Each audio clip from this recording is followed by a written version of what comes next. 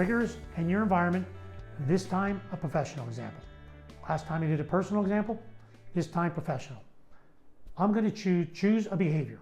What is a behavior that you want to improve and you want to analyze the triggers around it that are affecting your overall performance with it? I'm going to choose delegation. I'm choosing that because that is a topic that I get all the time with clients. Delegation. Now remember, let's just go over the graph. We want to see the behavior, productive to the right, non-productive on the left. Anything above that, let's go encouragement, discouragement. If it's above the graph, you're being encouraged in that behavior. If it's below the graph, you're being discouraged. Now let's look at delegation. This is pretty typical, and I'll give you an example that I had from a client I worked with. For them, think about what's the behavior, define the perfect behavior that you want. Delegation. I want to be able to delegate to a junior individual. I want to have the time to give it to them. I want to have the time to iterate. They deliver it back to me. Maybe get them some training, maybe send them to a course to do those kind of things, and I want them to be able to deliver it. That's the behavior. Now, what are the people or situations that are affecting that?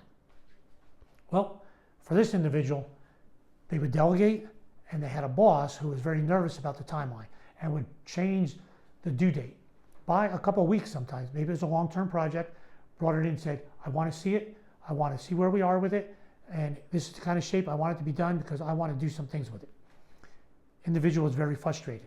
So the triggers were that person changing the deadline by several weeks, which forced that individual to pull the delegation back, do the work himself.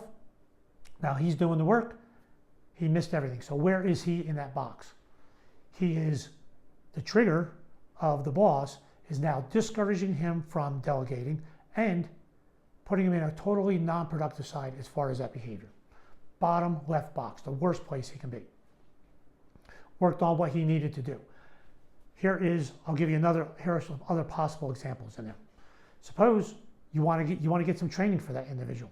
Here's a case where you have a training budget. You could send them to some training if you needed to. So now you're being encouraged. The problem might be maybe you have too many direct reports and you don't have the time to really spend with that individual. That's a case where you have the things you need, you have the opportunity to get the training for the individual, but you don't have necessarily the time. So you move back a little further to the left, a little more towards the non-productive, but you're getting there. So you're living in the top right box, but not as far off to the right as you want. Pretty good. Now you went and fought for some budget, got some budget, getting some training, great work. Think about your behavior that you're thinking about. What are things that are helping you, encouraging you to get there? And are they helping you get as far to the right as you want? Maybe, maybe not. When you take that behavior and you see what is affecting you, you can kind of plot on this graph where they are, and now you can do something. Now you know what you need to do or where you need to intervene to possibly improve that behavior overall. This one took some time working with my individual, did not get them fully top and to the right. They're pretty much in the middle right now, just over the line. They're being much more productive.